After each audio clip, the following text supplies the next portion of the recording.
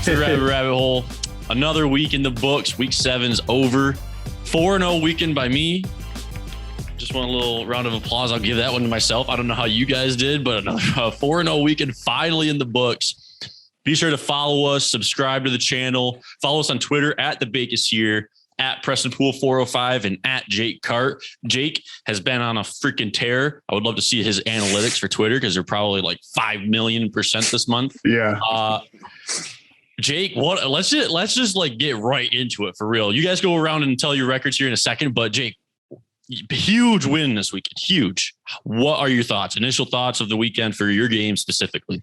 And of course, represent. Yeah, represent. Respect given where respect due. Yeah. Especially when we've just been disrespected all year. Constantly, every game we play, we're underdogs. I mean, the thing is with Texas, I didn't know how they was going to react. I didn't know if that they were going to come out and play on fire, or they're just going to be devastated. Turns out, I think OU helped us a little bit. I think they were devastated. I think the thing is, we started off really bad, but man, Jim Knowles' play calling is insane right now. I mean, that pick six, all the credit to Sean Taylor, but that was a call down from the booth of, hey, that was throw that slant, jump in front of it. And Preston, did you watch that game? Yeah, I got to watch. That was a game-changing moment. That pick six was literally the moment that whole tide switched, because from there on, you guys control. Like it was kind of like back and forth for the first little bit, but once that pick six happened, you guys basically had it in the book. Like it almost was like, all right, yeah, you guys are gonna win this thing. Yeah, down the last drive or two, there was a couple that big run you guys had. There's a couple moments where you're like, oh shit, Texas might fucking be able to do this and give Oklahoma State another cry or whatever. But you get really, I knew it from that fucking pick six. I was like, all right, you guys are good. Like, you guys are fucking good. Yeah. I mean, I think the thing is, it's 17-3. They're in scoring position. So it's like, we're going to go down 3 possessions. Instead of it being 17-3, it's 10-17. So now it's a 1 possession game. And then Texas, I mean, the thing is that just, we were coming back. I think Spencer Sanders, although did not play great because, here's the thing. I think Spencer Sanders actually played decent because first play of the game, 60-yard pass to Tay Martin, drops it. Tay Martin dropped the fade in the end zone that easily should have been caught. So there was a lot of things going on. I think, honestly, a low-key MVP, Tanner Brown, backup kicker, was 4 of 4 on field goals, especially being in Austin, the Harshal environment. And it's such a crucial game.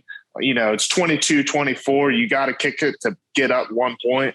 And so all the pressure, be 4-4 is massive. I think the thing is Texas just imploded in that fourth quarter. We stopped them to 1 yard, which is basically they went 3 and out twice. They threw a pick. And then honestly, Jaylen Warren, dude, just carried us there at the end. Was Spencer Sanders played good enough to throw a couple balls here and there. He got the Brendan Presley touchdown. But I think Jaylen, dude, just has been impressive week in and week out, just continuing to get better. There's things of we hand him the ball, it's 3rd and 6, and somehow, some way, even though there's not a hole, he somehow sneakily gets to the marker. Some just crazy. So I think that Texas win was massive, had to have that because I believe now Texas is on the outside of that. Even if we had 2 easily. losses, Yeah, I think Texas is basically done. Can we get a unanimous? Whoop. Whoop. Dude, it's crazy because you know what? Texas is so on the outside that UTSA is in the top 25. The Longhorns are so on the outside that UTSA, you can't spell nutsack without UTSA. They're in the top 25. Texas is down bad this year. They're down bad since fucking 2007, 2008, maybe, but they're down bad. I think this is like one of the most hard because it was such high hopes with Sark coming in, like probably more high hopes than when Charlie Strong came in and Tom Herman. Sark was like the freaking light at the end of the tunnel for them almost. And it's just like deja vu almost, right? I mean, that was it. It was a huge win for you guys. I think I said it to you I called you right after that game ended. I was on the road. I went down to Texas this weekend. Actually, I was actually passing the stadium when they were playing. Unfortunately did not get to go, but I called you right after that game and I said, like, you guys, it's almost down to OU and OSU now. Like, it's probably going to be you two in the Big 12 championship. I know that's Jake. You don't want to, you're just week to week basis. I'm not trying to get ahead of myself, but here. You guys probably, Preston, you guys, I mean, you could talk about OU yourself here in a second, but OU is now like looking what they should have been like from the get-go, right? I mean, you guys, that's the OU you probably have expected all year long. And finally they had that complete offensive game for the most part. I didn't get to watch every second of that, so I don't know exactly if there was any mistakes. I'm sure there were a little bit, but for the most part, from what I can tell on paper and just the parts that I was watching, OU, that was the offense, and really maybe not the defense, but offense for sure that you guys have been hoping for. Am I right? Yeah, no, for sure. Caleb Williams turns out is a very good quarterback for OU. He's played 6.5, 7 quarters of football, and he already has the fifth best odds to win the Heisman so far this season. Crazy. And I think that's just what we've come to know as an OU quarterback. You know, Spencer Rattler had his flaws. It is what it is, and he's in the back seat now, in the rearview mirror when it comes to quarterback at OU.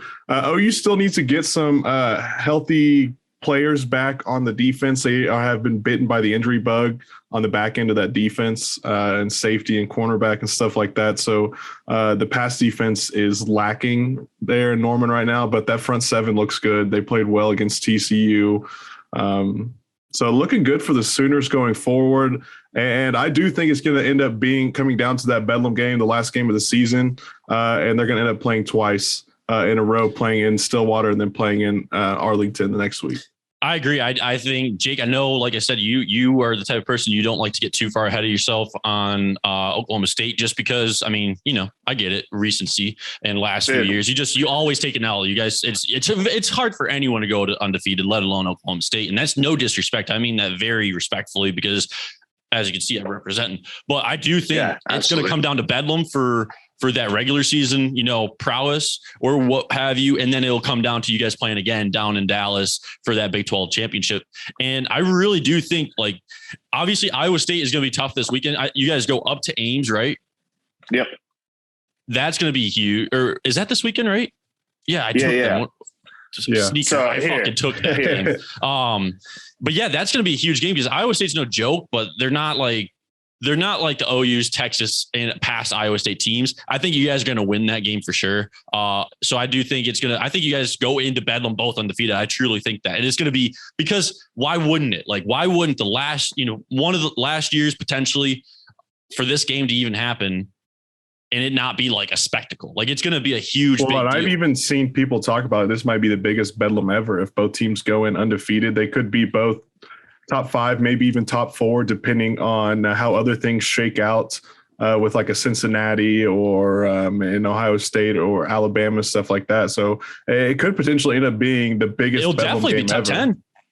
I mean, for sure. If it goes on this path of you guys going into Bedlam undefeated, it's definitely going to be a top 10 game. But yeah, you're right. It very well could be a top 5 matchup, if not maybe top 6. I mean, you guys, Jake, are sitting at number 8, correct? And Preston, you guys are 6 or something, 5? 3. You know what's crazy about that is I saw one poll where it was OU was 4, Ohio State was 6, and Oklahoma State was 8. Who do we appreciate college football? And, and so I was sitting there and I was like, 2, 4, 6, 8. Okay, that's crazy. But I mean, for us, it's 6-7 in Austin, which is crazy. We keep getting disrespected. I mean, 16 straight bowl games. This is the craziest stat of all. In the past 14 seasons, we've been ranked in the top 10 times in the past 14 seasons. So, that's, I mean, to go from, here's because what I was talking about the other day. So Ames at 230. We're a 7-point dog in that game. It's crazy. I think that's good though. I don't want to be a favorite. We play better as dogs being disrespected. I agree. So I like everything that's kind of going. I hate the game. I hate playing Iowa State undefeated. It's just not bored well for us in the past. I think Iowa State's one of the most talented teams. I think it's OU, Oklahoma State, Iowa State, and Baylor right now are the best teams right now in the Big 12 that are rolling. So it'll be interesting because I think the thing is if somehow, some way we can make it past Iowa State, I think there's probably it's going to be a pretty high number, like 80-something% chance that we run the table because Texas Tech's not looking good. Kansas isn't looking into good. Bedlam, you're talking about. Yeah, into Bedlam. So West Virginia. So we have Texas Tech, TCU, West Virginia, or Kansas, TCU, West Virginia, and Texas Tech. So all of those games, I think we will be big favors in. I mean, maybe West Virginia on the road or TCU at home will be the only two tough games. I'm not sure about Texas Tech and obviously Kansas. So, I mean, all of those games we should go through. So the thing is, you beat Iowa State, it's monumental. You get that head-to-head, and we cancel everything out. I think with OU, they have a little bit. The good thing is you got Kansas coming up. Your schedule's looking particularly easy right now. You have some flaws here and there. I think with OU, what's going on is that you're reverting back to the old ways that you were. Your offense is finally rising up, playing great. Your defense is kind of taking a step back. And I think at least you have time right now with Kansas and you get a bye week, and then you kind of have murderer's row in that back half of your season where you have to play Baylor, Iowa State, Oklahoma State, all back to back to back. So at least right now for Caleb, the good news is you got time to figure stuff out. And then, you step into the really tough part of your schedule. Yeah. And that gives them time also. Injury. Yeah, exactly. It gives them time to get healthy on defense. Cause I mean, you're having to sit there and play guys that have seen, 5 to 10 snaps on defense, like starting wise. That's not a good mixture for anyone. That front defensive line, the linebackers are finally starting to play better for OU. They did a lot better versus TCU. And of course, that defensive line against a TCU offensive line that I would say is one of the better ones in the Big 12. They didn't do exactly what you wanted them to, but they're still, I believe, top 10 defensive line stat-wise in the country. So once you get those guys back, like a Delarian Turner-Yell that's played, 30 games for the Sooners, hopefully you get a Woody Washington back, who's one of the best corners. I don't know if they're going to get him back, maybe for the Big 12 championship game. I don't know. It's not looking good from what I've read. And then you have a DJ Graham who was knocked out last week with the concussion protocol. It looks like he's cleared that and it's going to be good to go for Kansas. But yeah, definitely you have Kansas coming up this week. You have a bye week, then you have Tech, but then you have to play Baylor, Iowa State, and Oklahoma State, like you said. And those are 3 tough games. But at this point, with the offense rolling like it is, I'm not too worried until that Oklahoma State game. Gotta be honest. That Oklahoma. So, all right. So and I think Jake, you're pretty much the same way. As long as you get through Iowa State, you're pretty much like, you feel very, obviously it's not 100% chance, but you feel very confident that you'll get to that Oklahoma game, that Bedlam game, undefeated. Preston, do you have any concerns with OSU now? Like, now that you've seen them, I mean, obviously no one thinks Texas is the Texas, but they still have an offense that, Bijan Robinson still put up freaking numbers in the first 2 quarters and third really, but none in the fourth, obviously. But like they're not like a joke, but they are a joke. You know what I mean? And so are you seeing things from Oklahoma State that you're even worried about? Or like, do you feel like that this offense, once they get another game under their belt and then another one, because Kansas is really just a boosted practice, really. I mean, if we're being honest. And so you guys are really going to be able to just throw out things out there and get into the flow of things. That offense is going to be able to put up numbers. Are you worried about Oklahoma State if you guys go in there undefeated? To be honest, just the record with the rivalry and all that, I'm not too worried about Oklahoma State, to be quite honest with you. I would have been more worried about it if Caleb Williams came out this last week versus TCU and just laid an egg and didn't do anything. But he came out and he played PFF ranked him as the best quarterback in the country last week. Versus TCU, who always, their defense isn't as good as what it's been recently, but Gary Patterson always has a decent defense down there. And Caleb Williams in his first start was able to go and put up those numbers, and it's only going to get better from here. Yeah, I agree. agree. The ability he has to run the football and pass the football, it just adds so much to that offense that defenses are always going to be sitting there guessing, what's going to happen. He could tuck it and run for 20 yards. He could throw it, 40 yards downfield. He needs to get better on like the long downfield passing. I think he missed a couple of those throws Saturday. And a couple of those were on the receivers, but those are things that can get fixed.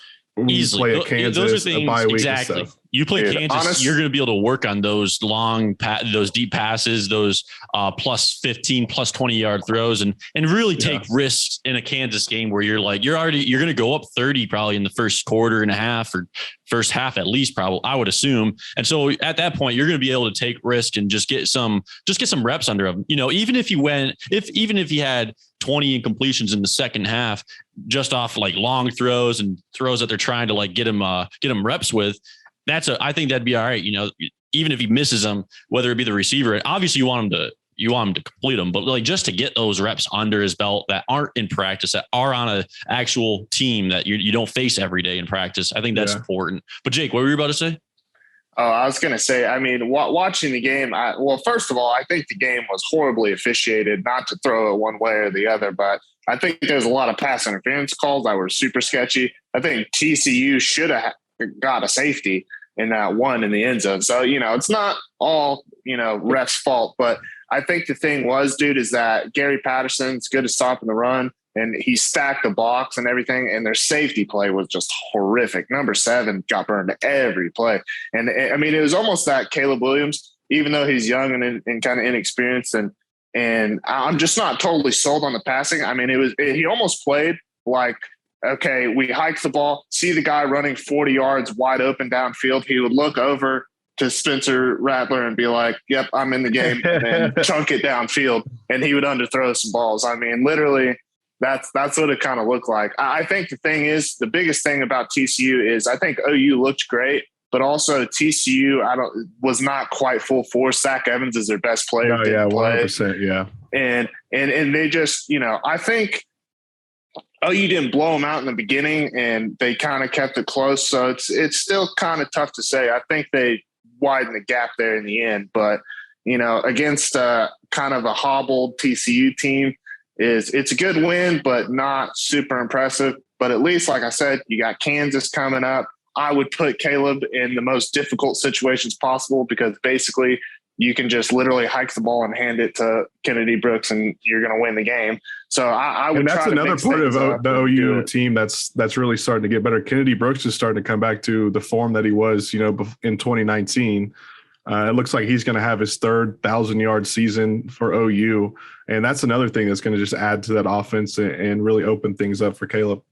Yeah, having a mobile quarterback and then an effective running back is like huge. Even if you don't have the best line, because like you said earlier, he can just tuck and run for 20 at any moment. And the fact that you don't like it, those play actions where he like hands it off at the very last second or pulls it, I mean, it's huge, because you really never know. Kennedy Brooks could take it and then just plow that line right over and go fucking 10, 15 yards too. And he's legit. And like you said, he's coming back to full form. But let's wrap up with OU. Hold on. Oh, one more. Go ahead. Well, last thing for the thing of, because you asked Preston if he was nervous about bedlam. Oh, yeah. Are you?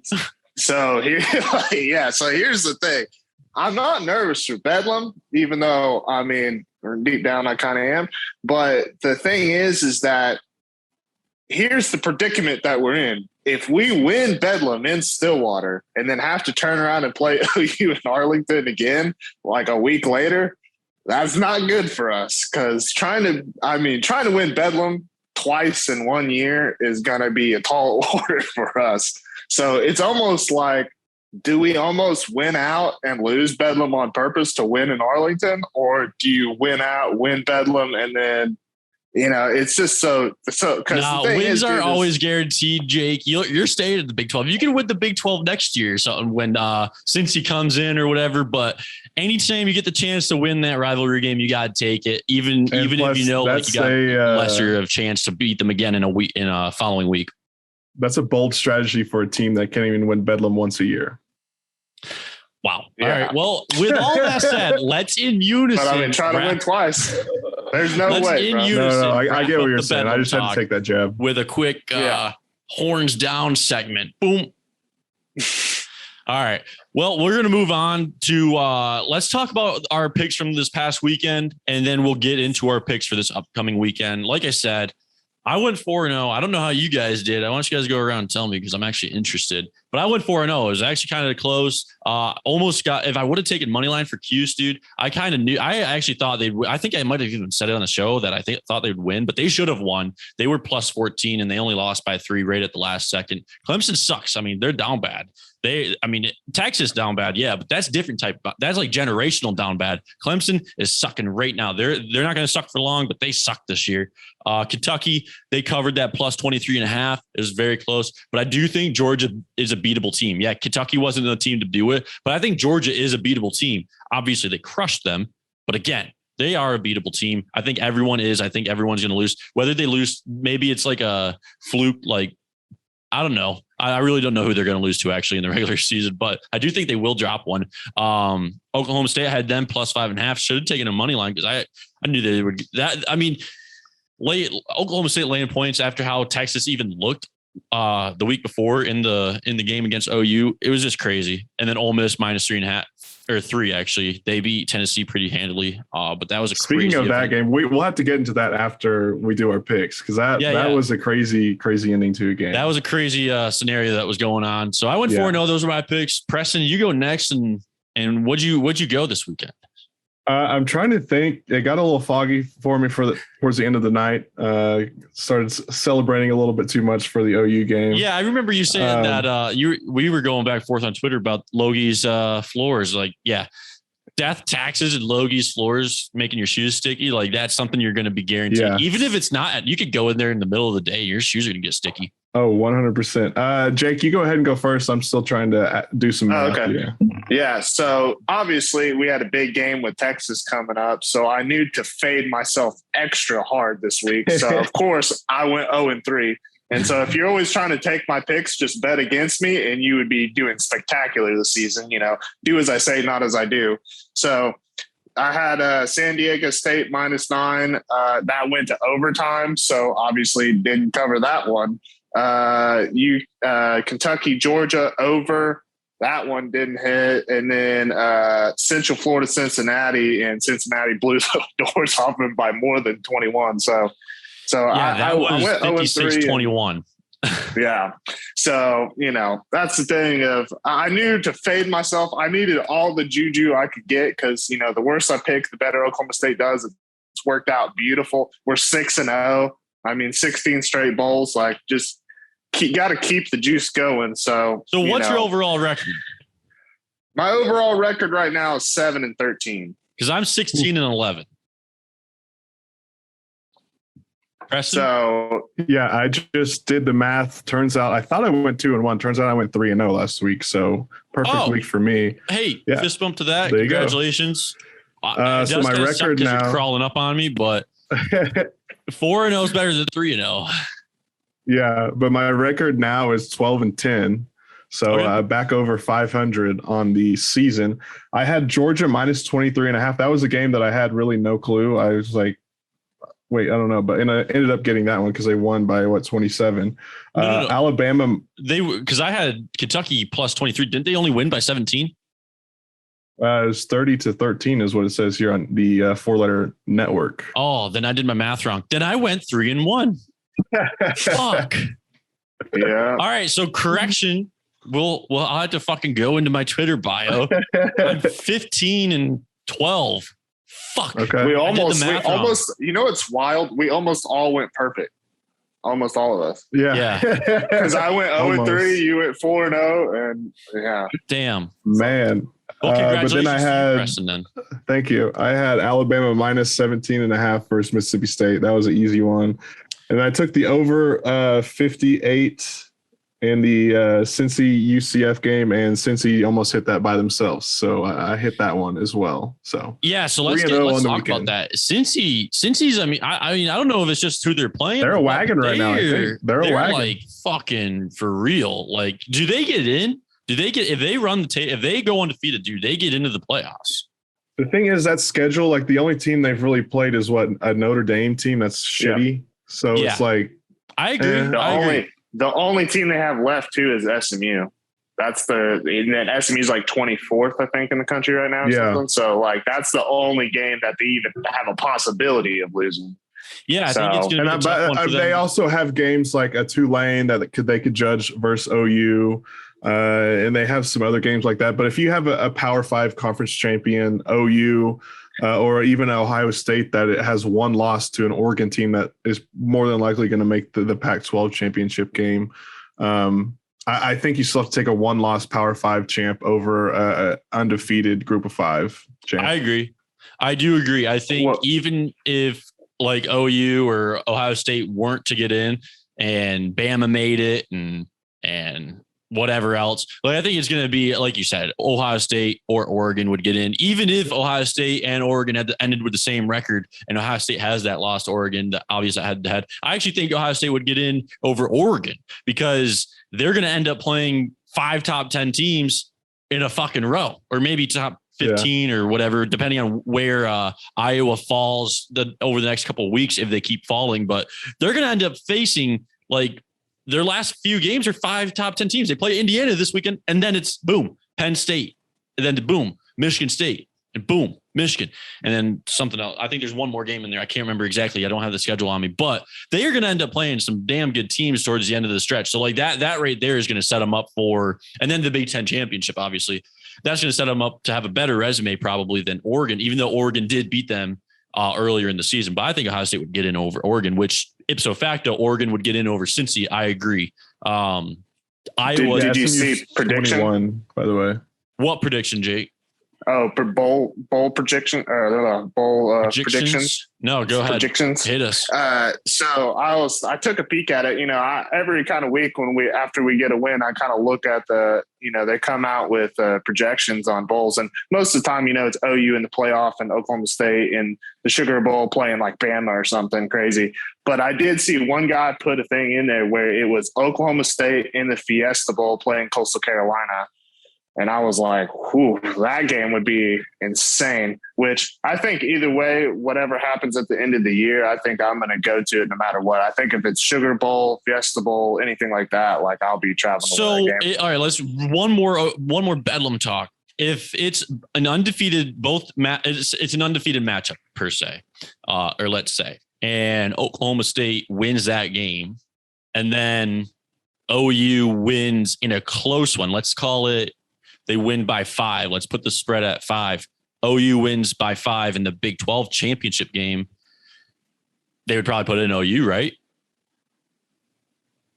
Obviously, I think probably. Yeah, just more. Because the committee, you already know the committee values that conference championship so much more than really anything else. And being a Power 5 champion. Let's flip it. Oklahoma State loses Bedlam, beats you in the Big 12 championship by 5. They put in Oklahoma State. I got to think about the SEC though, and all the other things. I want no. I want to say yes. Preston can't even say. I want to say yes. No, I want to say yes, but here's the thing: like, let's all be honest. Oklahoma State doesn't have the same like pull as like an Alabama or a Georgia. Say Alabama beats Georgia in a close one, and Alabama only has one loss to A&M. Georgia has one loss to Alabama in the conference championship game. Let's say Bama's not even the question. They got 3 losses. They lose. I get it, bro. We're disrespected. I understand it. Here's the true answer. The better way to say it. The thing is that Bedlam will be in Stillwater. So that's going to hurt us record-wise no matter what happens, because they'll say, oh, well, it was in Stilly. If it was in Norman, I would say it the other way around. But since it's in Stilly, they're not going to give that game as much volition as a neutral site game like in Arlington. So if you lose, because they'll say, oh, well, OU lost on the road and then won at a neutral site. So, that's kind of the thing. I think if it's the other way around where OU wins, they'll give him even more credit saying, oh, well, you won on the road at their house, even though you lost on a neutral site. It's kind of like the same thing with, even though I guess Texas is a bad example because you lost the Red River game, but then beat them in the Big 12 title because I guess they're both neutral, but same kind of thing of, I think the championship will hold more value, but deep in our hearts. You basically got to run the table, you think, to get to the playoffs? Oh, 13-0. Yeah. But that's just how we've always been and always operated. Like, it's just a known fact. Like, we have to run because we did it in 11. We should have went to the title and we didn't. Kind of what spurred the playoff. We were one of those original people that helped spur the whole thing. You guys are freaking motivators, huh? Up there in Stillwater. You guys are freaking. So yeah. So I mean, you guys are the voice of change up there in Stillwater. But one last time, let's do all unison. 3, 2, 1, horns down. And then let's get right into the picks. Preston, you go first, then Jake, and I'll wrap it up. We got to do these ones a little quick. We got about 8.5 minutes before we get into the next segment, which will be NFL. So 12-10 on the season. I'm actually riding with the Pokes this week, +7 versus Iowa State. I think that's a crazy line, and I think OSU will get that done easily. I'm also taking Coastal Carolina on Wednesday night, -4 versus Appalachian State. That one kind of confused me, and I was like, I'm going to hammer that one because Coastal Carolina scored over 50 points in every game except for one this year. And then I'm taking the under, and it's under 48 and it's Clemson versus Pitt. I think that one should probably hit pretty well as well. So those are my 3 picks this week. Gotcha. Jake? Okay. Well, I know both of you guys are taking Iowa State. I'm not touching that game with a 10-foot pole. I mean, that game makes me more nervous than I think anything. Preston, you said you're taking Oklahoma State +7, right? Yeah. I'm saying like you're taking that game like you guys are taking us, but that's the thing, dude. That game is going to be. I mean, I did see a little snippet real quick, but Iowa State put 15-2 in October, and their 2 losses are to us. Beautiful. But anyway, week 8, as always, dude. I take an early game before Saturday, so I'll take Central Florida -1.5 against Memphis. I think that. I mean, it's basically a pick'em game, but I think Central Florida historically has always had that little bit of edge against Memphis. So we'll see how that turns out. And then I have K-State +1 against Texas Tech. I think K-State about that one as well. Yeah, that's a tough game because Texas Tech has just not surprised me. They've looked good at times and they've looked really bad at times. And K-State is kind of more of they've battled through injuries and stuff more than them actually being playing bad. So I'll take K-State +1. So they're basically 2 pick'em games. And then the disrespect, the Iowa State, Oklahoma State game should have been game day, but I take game day every week. Oregon, UCLA. I'll take UCLA -2. I mean, that's a tough one. They're kind of all toss-ups. I mean, it's 2, 1.5, and 1. So they're kind of almost all pick'em games, but I'll take UCLA. Sounds good. I actually looked at that game too, but I decided against it. So, but yeah, I'm going with Oklahoma State +7. I agree, Preston. I think I just can't see why. If it would have been minus money, I wouldn't have even taken. I don't think I would have taken the game, or I don't know if I would have taken Oklahoma State. But because they're plus points, I should say, because they're plus points, +7. I do think they win the game, but I just think with that spread, it's just weird how Oklahoma State works. Whenever you guys are dogs, you guys win. Whenever you guys are favorites, you just drop the ball. So I got Oklahoma State +7. I'm taking Minnesota -5. I don't think Maryland's that great. I think Minnesota's on a roll again. They tend to like be a little here and there in the earlier season, and then just start rowing the boat later on. And so I think they're going to row the boat against Maryland. And I'm taking NC State -3.5 or -3 against Miami. I think NC State, they're at number 18 or 19 right now. I think they're actually a really good team. I think they're deservedly top 25. But I didn't really like too many lines this week or even over unders. So I kind of just stuck with those ones. I agree, Jake. I like to take Thursday and Friday games. I just didn't see one I really, really liked. Preston, can you see who plays Navy? Because that's a game that I looked at too. Cincinnati, I believe. Yeah. See, I think it is Cincinnati, and I was going to take that game, but I just can't. I would have had to go. And on that one, I would hit the under on that one just simply because Navy is kind of like that, like an Army team that is a triple option and holds onto the ball so long. So since he's only going to have it for 15 minutes out of the whole entire game to try and put up some points, kind of like that Army game in Norman a couple of years ago. That's true. They just don't have the ball long enough to do anything. I would have had to take the points on that one, and I just couldn't go against Navy, not this year, especially after especially since they're probably going to get their ass kicked.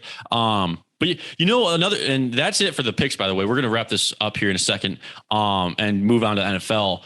But another game that surprised me was Air Force beat Boise which was pretty surprising because Air Force isn't usually a team to have those big wins like that. And I feel like Boise should be a team that is, they just beat BYU when they were number 10. So Boise is not like a terrible team by any stretch of the means. So Air Force, that's a huge win for them. Game we got to talk about, Lane Kiffin. Yeah, that was real quick. crazy. Let's talk about that. We got a few minutes. We have to talk about this. Who carries a mustard bottle ball at all times? Or golf balls. Yeah. How do you get in the game with a mustard bottle of golf balls? Did you guys see his catch though? He threw a water bottle. He caught it. That was, Lane Kiffin. Dude, that's actually impressive. If you're a receiver, you might be a little worried because it's like Lane Kiffin's going to be like, hey, you better fucking catch the ball because if you don't, I'm going to come out there on that field and do it for you. Matt Corral's on a roll too. Matt Corral, I've been a supporter of Matt Corral since the beginning of the season when he won me that game prop and he hit like 283 yards, I think it was, exactly on the dot. So I support Matt Corral. That was just crazy. Yeah, I don't know. Tennessee and fans are crazy, but they've always been getting fucked. He said, Lane Kiffin was like, yeah, they were throwing these dark colored bottles at me. I don't know if it was moonshine or not. And then people were like, no, dude, that was dip spit. Like you were getting thrown right at you. Like it's like disgusting. They're throwing dip spit, golf balls, mustard. It was terrible. That is disgusting. It's insane. But yeah, let's move right on to NFL. Shit, let's get into the NFL. Well, Preston, I know you are hurting from that loss, but damn, I needed the Chargers to at least just cover by that freaking minus or that +2. And I would have won quite a bit of money off some parlays because they were the only fucking team that didn't win on 2 different parlays of mine. So thank you for that, Chargers. But damn, the fucking Ravens, they look fucking good, huh? Yeah, I mean, that was just a bad matchup all around for the Chargers. Justin Herbert had an off day. The receivers weren't catching shit. It was terrible. And you knew like coming into that, the Chargers run defense is absolutely terrible. They've had a bunch of injuries on defense. And Lamar Jackson and all those 10 running backs they use in Baltimore just ran all over the place and basically got whatever they wanted to. And the beaten up offensive line of the Chargers couldn't stop anything. The receivers couldn't catch anything, and Herbert was kind of shook really the whole entire game. Yeah. So I quit watching. I quit watching probably in like the third quarter. I was like, this is enough for me. I'm going to just watch. I don't even think I saw it on the TV. What'd you watch it on? Like stream? Yeah, I just streamed it, but it's like you listen to shout out Pardon My Take. You listen to them and they talk about like the one game that they'd never show on Red Zone. And that was this game this week. They never. Yeah, usually it's the Giants, by the way. I remember one week they were on there for like half a second, week 2 or 3, and then they were never seen again. Whatever week Red Zone was free was the week I'm talking about. But I mean, we've been saying it, the last 2 or 3 weeks, and we're not the only ones saying it, but $500 million or $400 million for the man that is throwing fucking picks left and right. I mean, Patrick Mahomes, what's his deal?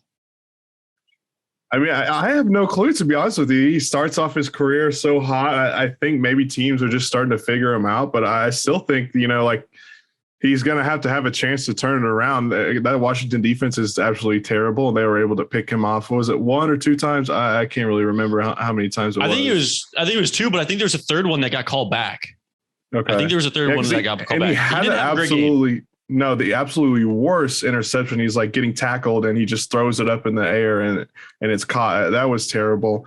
But hey, Chargers still sitting at number 2 in the AFC total.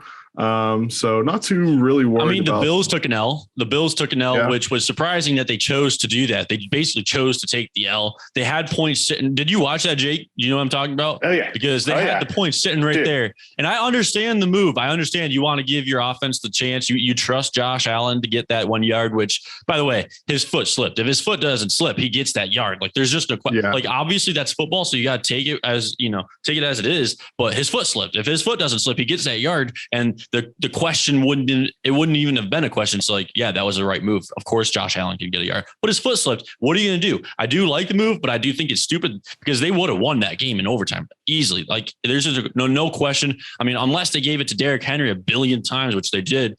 And I think I might just start taking Derrick Henry to score 3 touchdowns every fucking week because the man just scores touchdown. I think the last 5 weeks, he's went 3 touchdowns, 1 touchdown, no touchdowns, 3 touchdowns, 3 touchdowns. I mean, that's insane. And all plus 100 yards. I think 3 out of the 5 or maybe 4 out of 5 were plus 140. And so, or 140 yards plus or whatever. And so Derrick Henry's running all over everyone, but damn, the Bills took that out. I don't think they really didn't have to. I really think they should have just taken the field goal and won in overtime, because you don't want to lose the game. You want to win as many games right now, because once teams start figuring you out, and you start and other teams start getting their teams figured out it's harder to win games down later in the year, I think. Especially with the amount of injuries the Titans had. The Titans had so many injuries. Yeah, dude. I mean, it was, I think it was like what, five within 5 plays, they had Taylor Lewan go down, and then that corner or whatever it was, that safety that went down right after. Farley. It was like insane. People were dropping left and right. I mean, it does suck to see, because, especially some of those guys like Taylor Lewan, one of the best linemen in the country, in the league. And so it's just crazy to see people go down, but that's football. It is what it is. He did. It was a weird hit that he took too, because he was going for a hit, and then that whole pile just went probably a little bit more south than he had anticipated, and his head just hit weird on a defender's back. Defender's back or whatever it was. But yeah, I mean, Tennessee, they get another win, which I think Tennessee is going to win that division easily. I mean, it's what, Jags, Colts, and Texans. It's really just between Tennessee and the Colts, and Colts they're nothing special. So I think Tennessee takes that. Yeah, easily. They're not world beaters. And Jake hates that, because Jake is the biggest fucking Tannehill hater, which we don't have around here, because Tannehill is one of the most efficient quarterbacks in the league. He is always one of the most efficient quarterbacks in the league. Easy to when you throw 5 yard slants, it's easy to do that when you throw 5 yards. Yeah, but hey, efficiency is efficiency. Another game I wanted to talk about was another player. Real quick. Yeah. Real quick. Denver fucked me too, actually. A whole different parlay was one where Denver fucked me. I forgot about that. I was not looking forward to this conversation, but the thing is Terry Bridgewater threw 3 picks against our biggest rival, no big deal. But the thing is what I was going to say about the Titans game with the Bills is, dude, it's a really simple creed. Coming from an OSU fan, you should know that literally the rule of thumb always is dog on the road. You roll the dice, you go for it. You do those things. You go for that 4th and 1. But if you're the better team, always extend the game. As the game goes on longer, the better the team usually will separate themselves. So that's what I was just going to say. You live and die by dog on the road, always roll the dice. Other than that, extend the game. I think it's stupid for the people that are getting mad about the Bills going for it. I'm not mad that they went for it, because it's one of those things.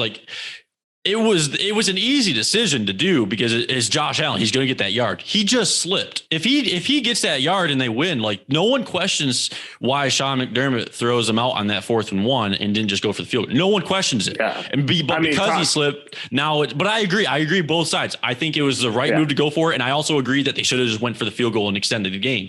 You can agree with both sides and still be like, damn, they should have went for the fucking field goal and extended the game. But I think it was still a good move. Tom Brady's 400 to 400 for QB sneak. So it's one of those things that it's it should work. It makes sense. But like I always said, dude, you live by your sayings, row the boat. If you're a dog on the road, go for it. If not, extend the game. Yep.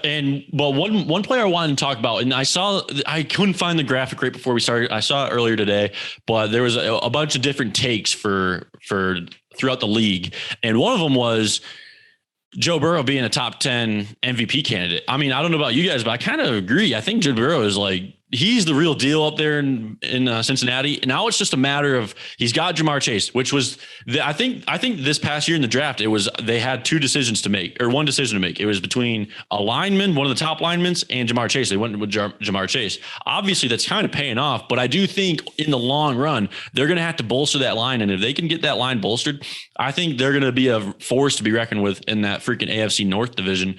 And the Browns just they're getting injured left and right. Nick Chubb's out for this week. So, I mean, it's really the Bengals and the Ravens. That's it. Steelers are obviously all right, and they had that big win over the Seahawks. But I do think that the Bengals, for the foreseeable future, are probably going to be the team to beat if they can get that line figured out for the long haul. They're good right now. They're doing great. But I think in the long haul, because, one of them goes down, then it's just a matter of time.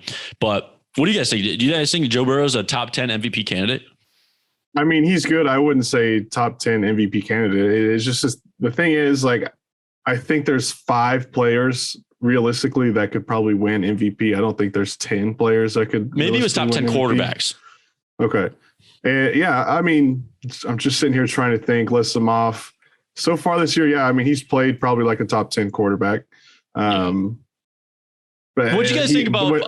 You have those weapons down there in Cincinnati. It's hard to not play like a top 10 quarterback when you're throwing to some of the best receivers in the league.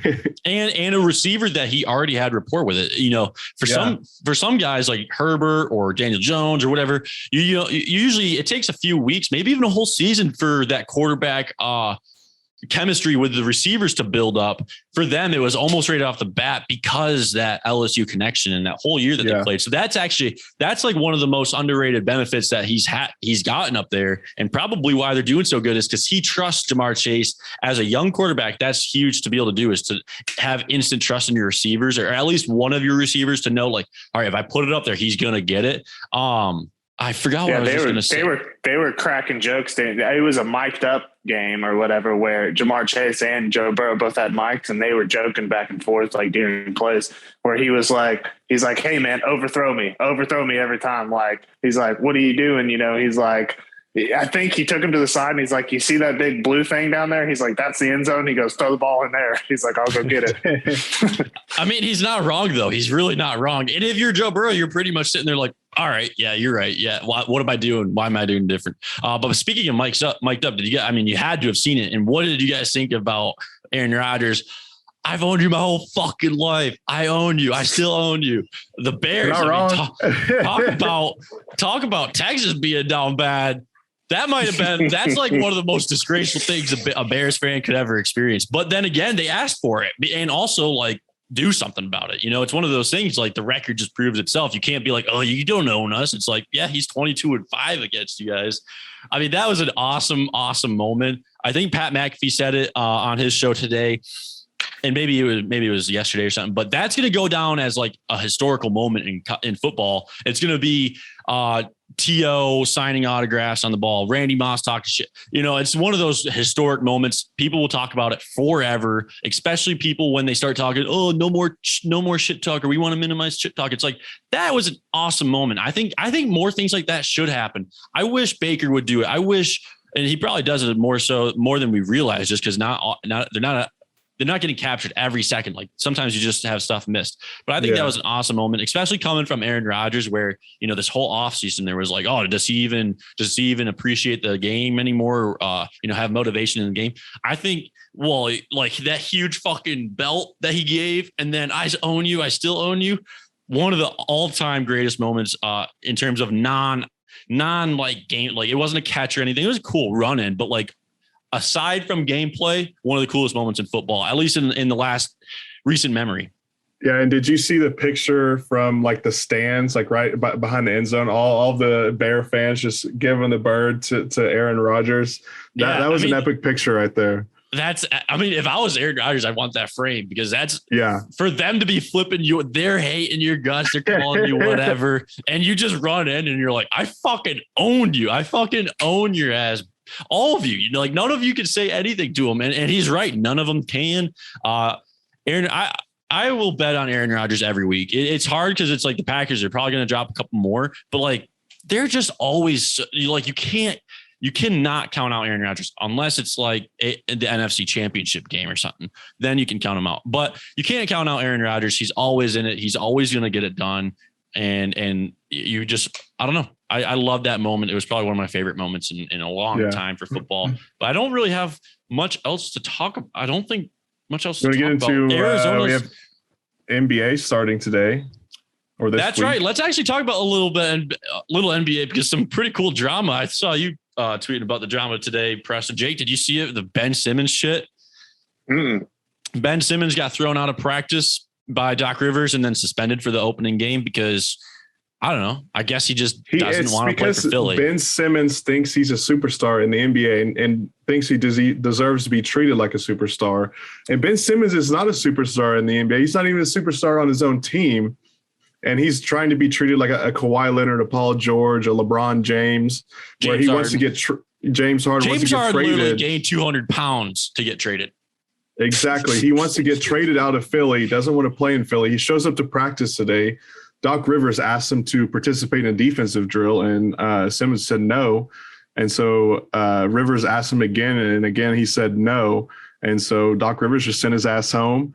And I believe what I heard on the radio earlier today is that he's missing out on like $400K per game during this, just to pull a stunt to where he thinks that he's able to do something that he's not able to do, and it won't happen because no one in the NBA values him as much as he values himself.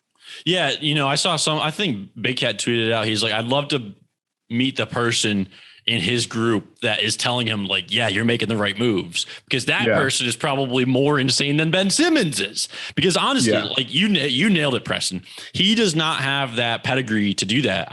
If he could shoot, maybe he would have that pedigree.